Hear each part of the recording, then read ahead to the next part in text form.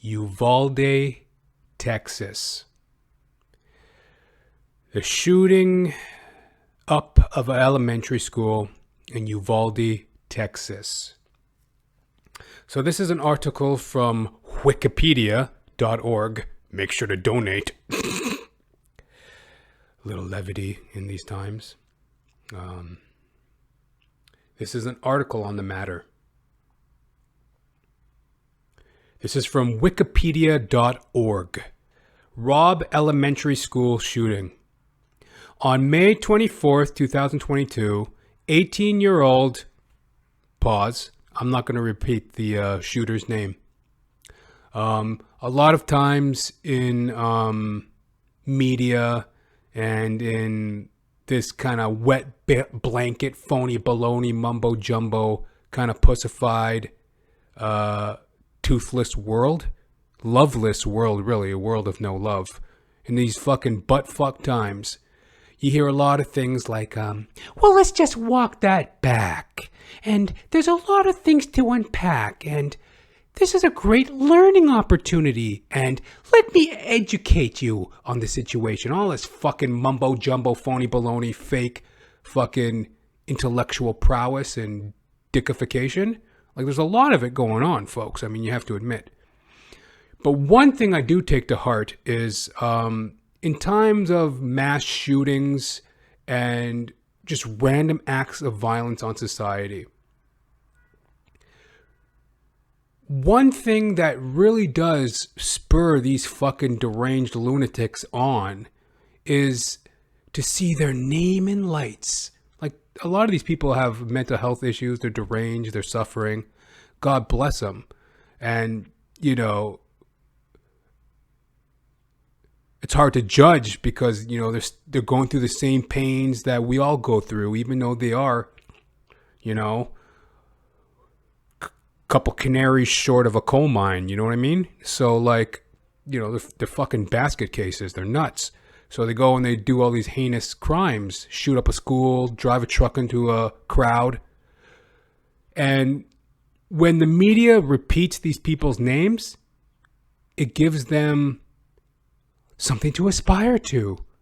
You know, like in my case, for example, JRtheP, actor, stand-up comedian, podcaster.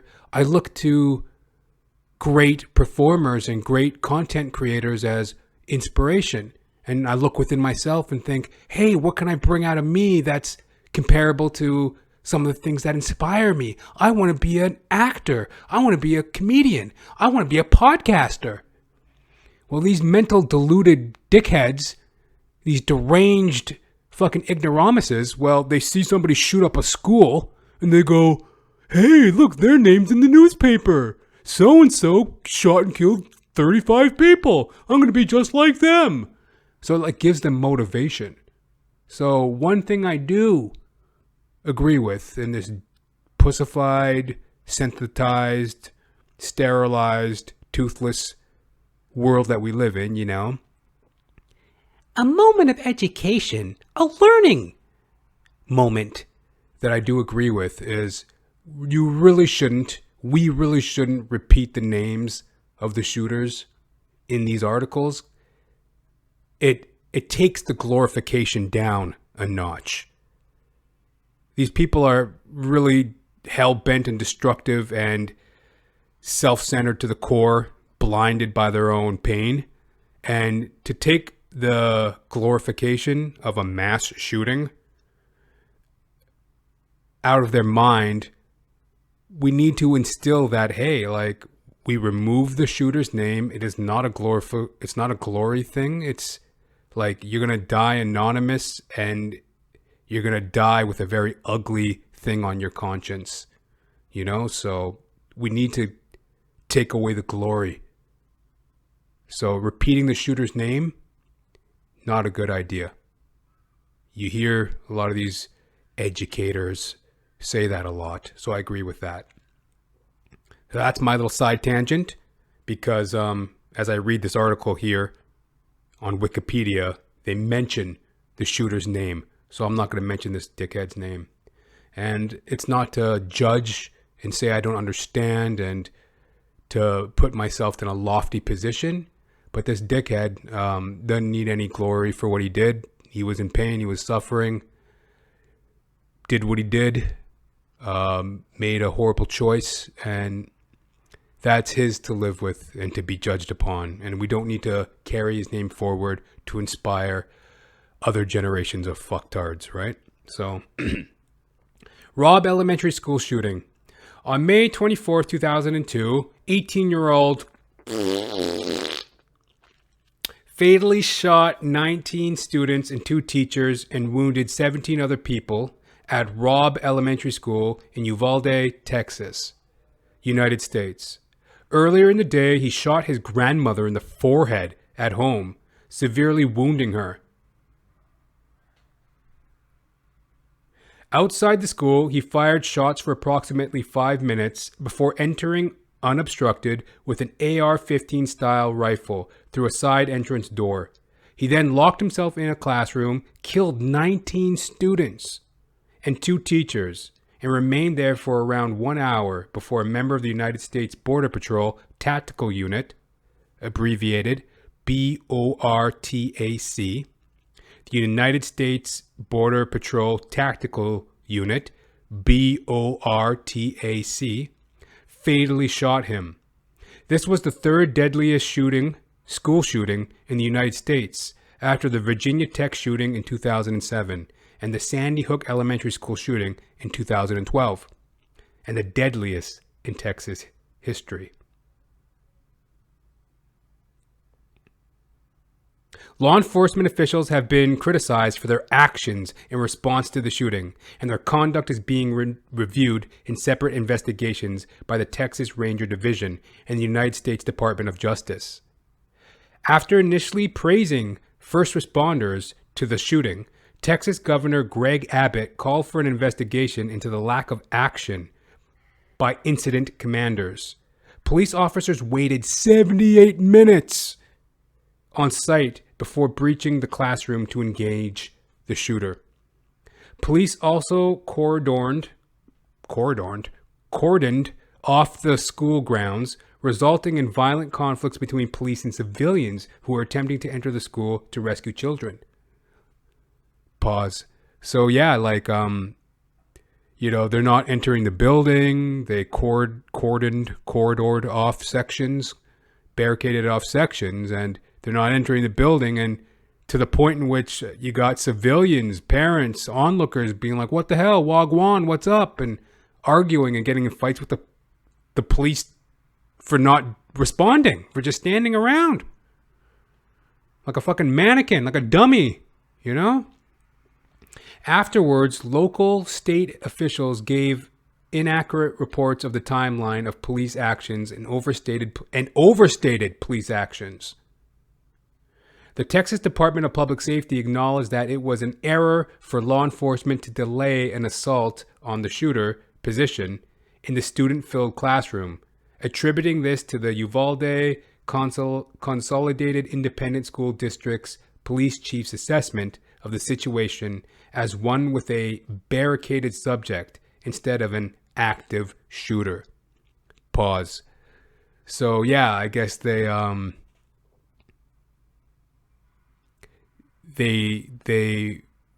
restrained themselves, or they slowed themselves to go after the shooter due to the assessment of the situation being a barricaded subject instead of an active shooter. Though there are reports that children were screaming, calling for 911, they could obviously hear shots going on. I mean, you have an active shooter. I mean, the shooter's on a rampage. If he's not taken out, he proved it already that he was willing to kill. He was going to obviously kill more. I mean, it's kind of a lapse in logic, and I guess that's what the ongoing discussion is.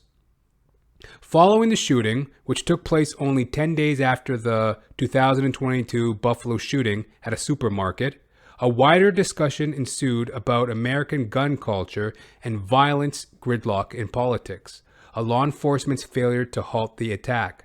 Some have advocated for a renewal of assault weapons federal ban. Others criticize politicians for their perceived role in continuing to enable mass shootings. Republicans have responded by resisting the implementation of gun control measures and called for increasing security measures in schools, such as arming students. Whoa. Oh, sorry. A morbid laugh in the midst of this discussion. Wouldn't that be something? We're calling to arm the students. I wish they would have issued me an assault rifle in fucking grade 9. Mr. fucking Dildo Ding Dong would have had another thing coming. He wanted to sweat my ass down over fucking, you didn't do your homework. You're talking too much in class. You don't. Shut the fuck up. All right? Why don't you go to the staff room and drop to your knees and suck the principal's dick right here in front of everybody?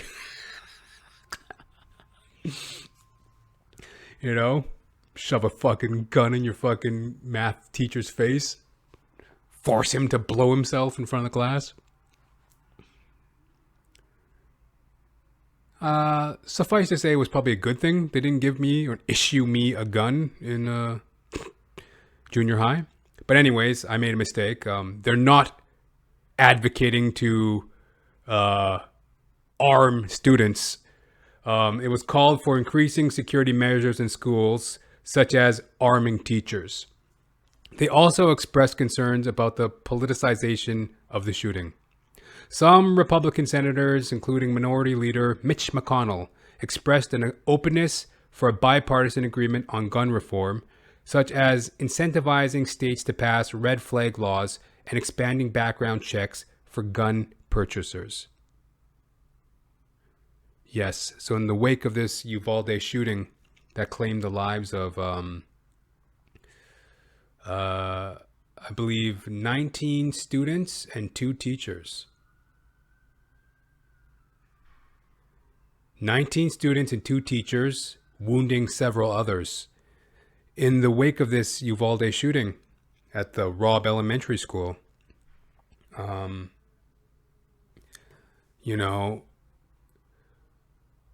many other issues are springing. Not just the devastation that, as sad as it is, aside from the loss, there's other discussions going on about gun reform and gun control. And they're using this situation to politicize different ideologies and governmental parties and bipartisan governments and blah, blah, blah, the whole wackadoo. Typical political fuckery, buggery. I'd like to pair that article that I just read to y'all about with another situation that happened here at home where I hail out of, Toronto, Canada. So this is in connection in recent times with this shooting at the Robb Elementary in Uvalde, Texas. So this is an article from globalnews.ca. Man shot and killed by police near Toronto school. Was carrying pellet gun, SIU says. The Special Investigations Unit says the man who was fatally shot by police near a Toronto school Thursday was actually carrying a pellet gun. The type that they use for, shooting fucking soda pop bottles and Huckleberry Finn type shit, Pardon me, folks. The Special Investigations Unit says the man was fatally shot by police near a Toronto school Thursday was actually carrying a pellet gun, not a rifle, as previous reports indicated. The SIU is an independent agency that investigates the conduct of Ontario police officers in serious incidents, including those resulting in death. Toronto police said that shortly before 1 p.m. Thursday, a man was reported to be carrying a firearm in the area of Marlborough Crescent and Oxhorn Road, which is north of Lawrence Avenue East and East Avenue. Police arrived at the scene and 2 officers shot at the man, the SIU said. The 27-year-old man was later pronounced dead at the scene. Investigators said that there were reports of someone walking around with a rifle, but the SIU said Friday morning he was carrying a BB gun, then later clarified he was carrying a pellet gun. The SIU called it a firearm, which they said is defined as a barreled weapon from which any shot, bullet, or other projectile can be discharged, and that it is capable of causing serious bodily injury or death to a person. That's their definition of a firearm. The incident occurred near William G. Davis Jr. Public School, an elementary school in Scarborough, which forced the school to go under lockdown. It comes as 19 students and 2 adults were shot and killed in a mass shooting inside of a school in Uvalde, Texas. Earlier this week, it was one of the worst school shootings in the United States history. Due to the proximity to a school, I certainly understand the trauma and how traumatic this must have been for staff, students, parents, given the recent events that have happened in Given the recent events that have happened in the United States, Toronto Police Chief told reporters Thursday afternoon. Yes. So in the same week of the Uvalde shooting in Texas, a Toronto man was shot dead by police for brandishing a pellet gun, a pellet rifle, near a school in Scarborough, which is like a suburb of Toronto, a borough of Toronto. So this 27-year-old man was shot dead by police for brandishing what appeared to be an assault weapon, a rifle, and this is in the wake of Uvalde, Texas. Man is shot dead.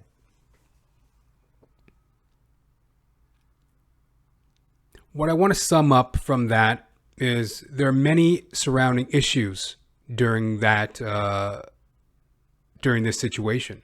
People are talking like, the gun reform, the politicization of it all, parties lobbying and jockeying for attention on the backs of dead children, Then on the flip side here in Canada, you see the hysteria.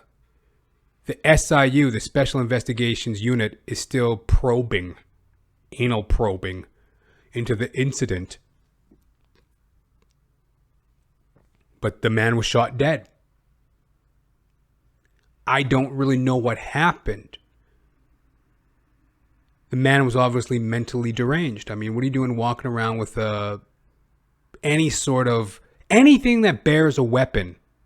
What are you doing walking around, skulking around with any type of weapon outside of a elementary school? You're asking for trouble, especially in the wake of what happened in Texas. But the investigation unit is looking into it for whatever that's worth.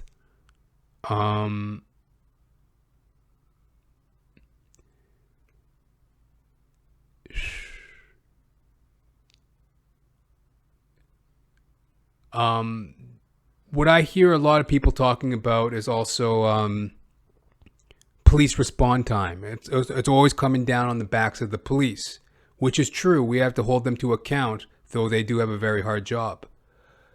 The Uvalde situation, it's like they're too slow to react. They were too slow to react. They had their orders. I mean, they waited, what would they say? It was over an hour. It was somewhere in the neighborhood of like 75 minutes or something. It was over an hour the police took to confront the shooter. They called it a barricaded situation versus an active shooting, which is, come on.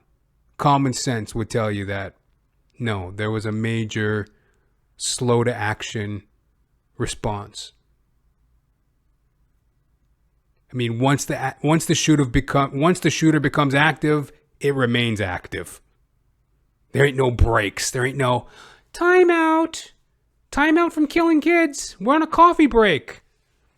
Dude, fucking spree shooters don't get fucking coffee breaks. You know what I mean? Like, what the fuck is that? What was he on his 15-minute break? Did you punch out for your fucking break? We're going to take that off your fucking jail sentence. Or we're going to add it to your jail sentence, rather. You know, like, what the fuck? Like, fucking mass shooter coffee break, you know? That's how fucking pussified the world's getting, where it's like they're actually cutting these dildos coffee breaks, you know? Be easy on him. Give him a little break. But,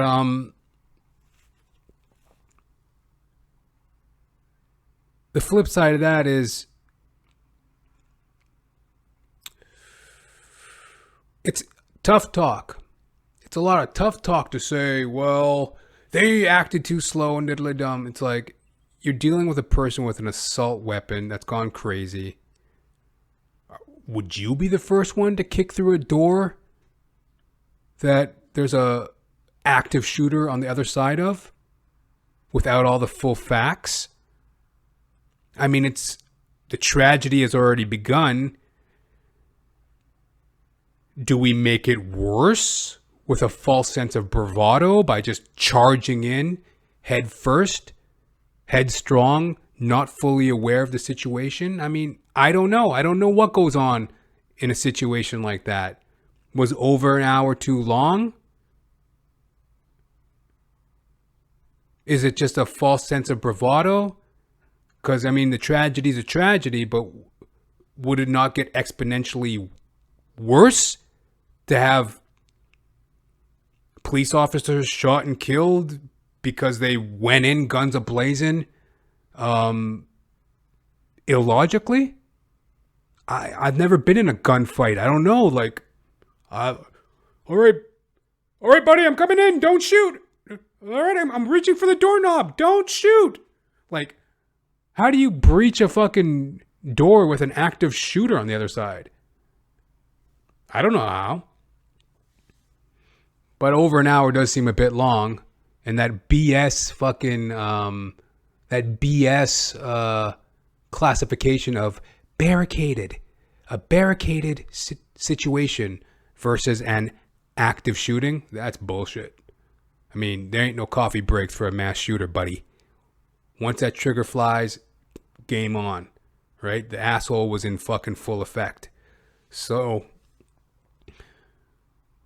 you know, there's questions of police response time, police accountability in regards to the Toronto situation with the SIU investigating this 27-year-old man who was shot and killed for brandishing a pellet rifle in the wake of Uvalde, Texas. Very illogical, disconnected thing. They want to put on gun reform. They want to jockey their political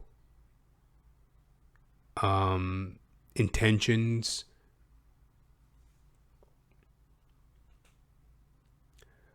What I hear are a lot of things, but one thing that comes to mind for me is what I heard on many other podcasts, you know, like Uncle Joey, what's happening, cocksuckers, you bad motherfuckers? That's the joint with your Uncle Joey, who's better than you, you know, tip-top Magoo, like a doctor, like a soldier. I heard Uncle Joey, my Uncle Joey, Uncle Joey's joint. I heard, hey, what's going on? It's a spiritual battle, folks. Hi, my name's Jesse Lee Peterson on the Jesse Lee Peterson Show. It's a spiritual battle, folks. Heard all around the world by everybody and their mama. Thank you, folks. You know? Yeah. You know, Jesse Lee Peterson? You know, I heard Jesse Lee Peterson. I heard Uncle Joey Diaz, comedian, podcaster. Some of these thoughts that come to mind for me is, yeah, there's a lack of love in this world. You know, hey, I don't agree. On one hand, what does the average civilian need an assault rifle for? I mean, hey,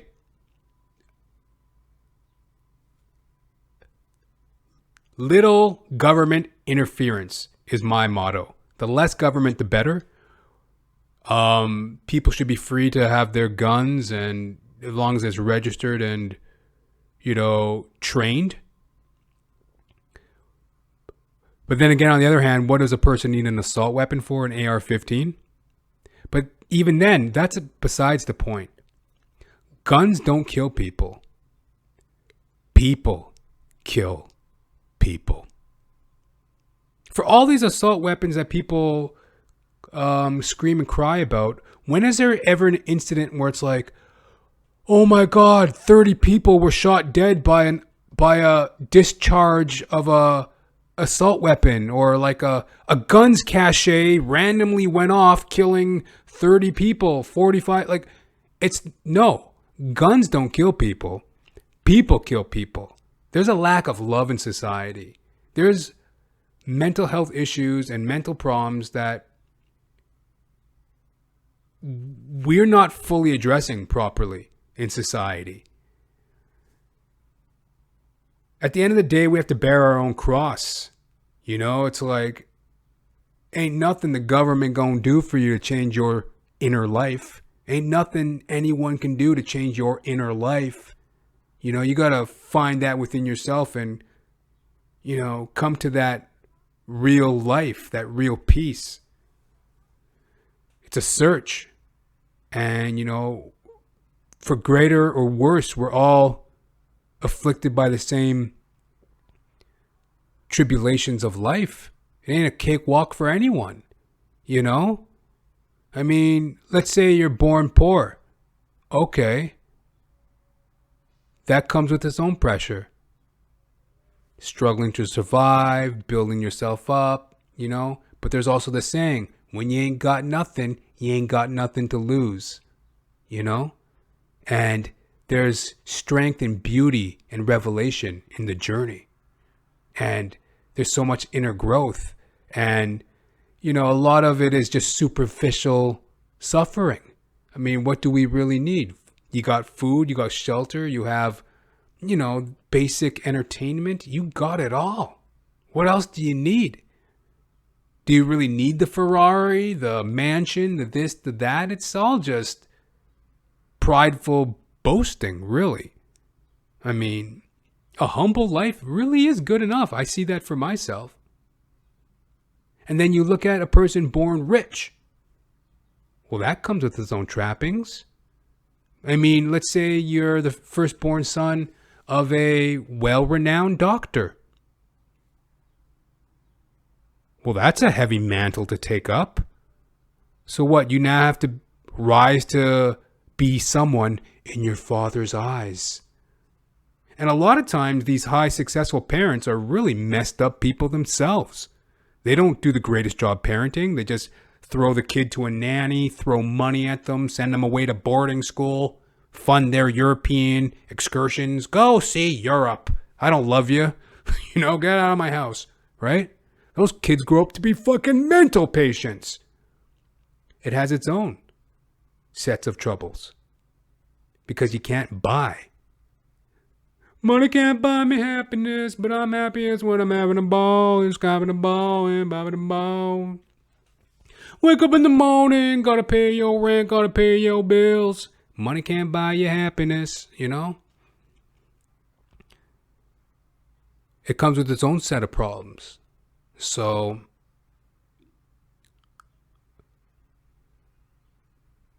the main thing that I'm seeing and that you don't hear very much, and, you know, like I mentioned, I've heard it from a few podcasters and I see it for myself. We're living in a world with no love. People are walking around messed up, deranged, acting all kinds of wonky-tonky, boy. And one thing I love about my Christian belief system, believe or don't believe in Jesus, but it's a beautiful story and it makes sense and it's totally something that you could see happen even if you don't believe in it. I have a faith in God. I'm working on my belief in Jesus, though I do love the story of Jesus, you know, and that's basically the hallmark being the Easter season. His ride into Was it Jerusalem? He's on donkey back. He's riding around on an ass, ass for gas. He's riding around on a donkey. Jesus. He comes clip-clopping. Comes clip-clopping into fucking Jerusalem. The Pharisees, the high Jewish priests, they hate Jesus. Who do you claim to be? King of the Jews? Why does everybody listen to Jesus? Why does everybody love Jesus? And they bring Jesus up. They bring Jesus up on phony charges. They lie on him. They claim that he calls himself the King of the Jews. He's a heretic. They're saying all this stuff to Pontius Pilate. Pontius Pilate's like, yo, wagwan, whatever, let it go.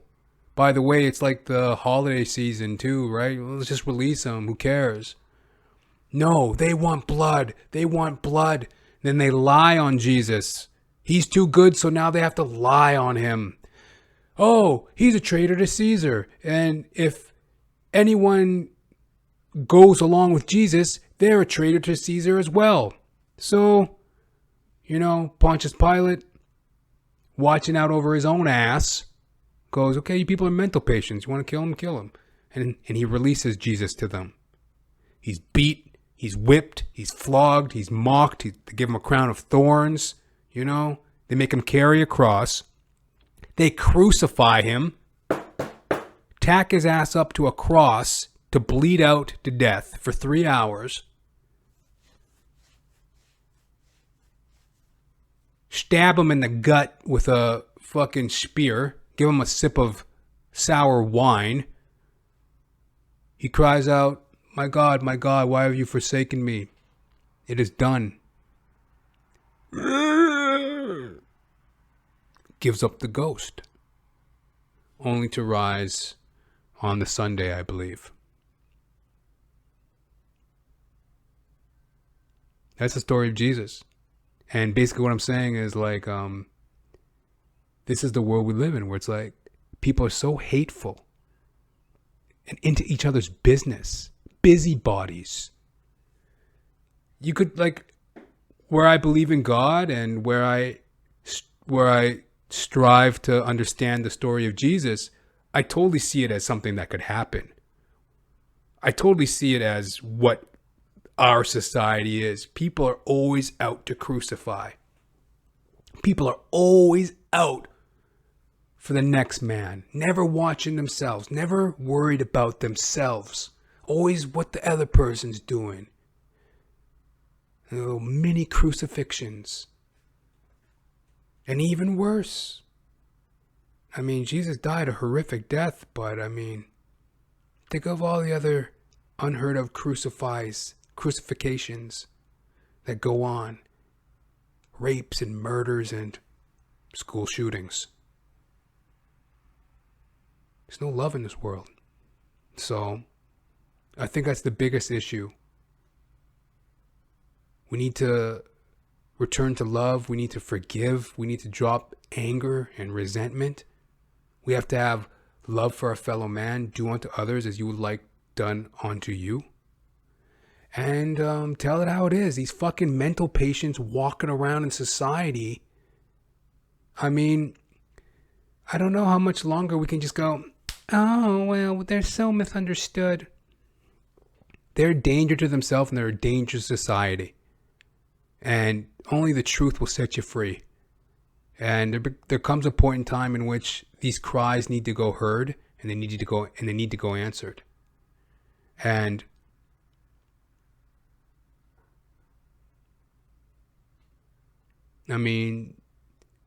that's all in the world, in my view, that's all in the world of tax. We pay tax to maintain our society.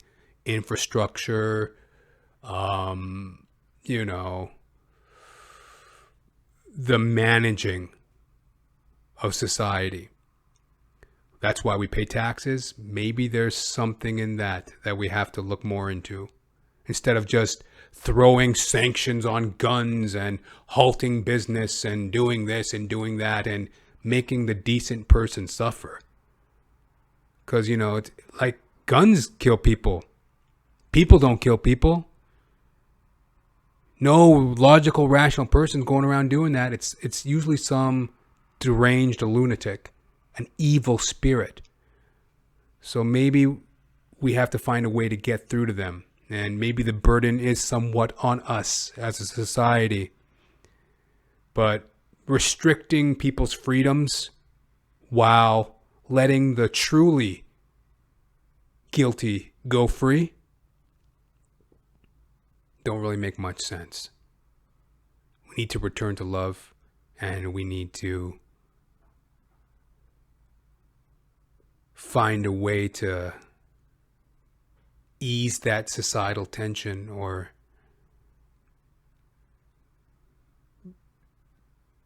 be more effective in our dealings instead of just throwing money at places to siphon. A lot of times money go to community outreach places, and really all it is a way to funnel money, create bogus jobs for bleeding hearts. But the people actually affected, the street people, the people with mental issues, the people suffering, they're not really getting a good turn at it, good crack at it, right? So it's just a lot of political glad handing and money siphoning a lot of the times, right? And like my man Yoda, check out the shirt. Like my man Yoda says, fear, anger, aggression, these are tenements of the dark side, Always what can't be done with you. Ooh, school shooting you want to do. Angry at your parents you must be. Not looking within you are. Right? Fear, anger, aggression.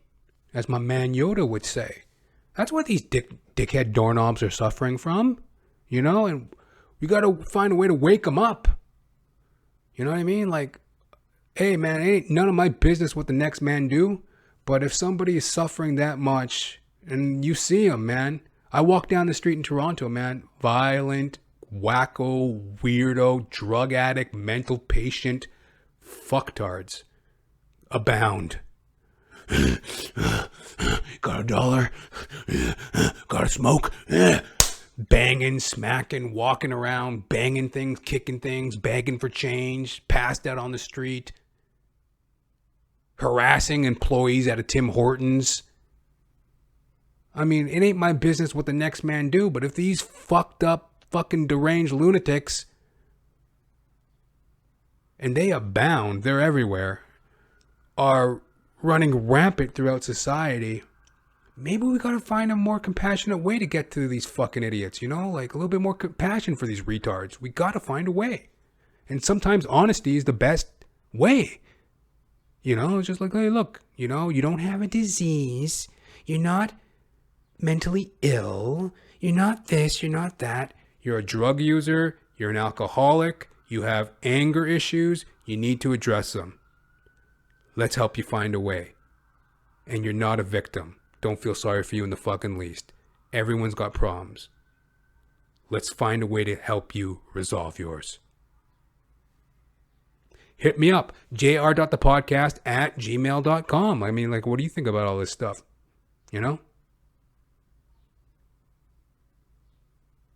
Fear, anger, aggression, these are tenements of the dark side. Always what can't be done with you. Can I get a Big Mac supersize with a Diet Coke? I must have. Hit me up, jr.thepodcast at gmail.com.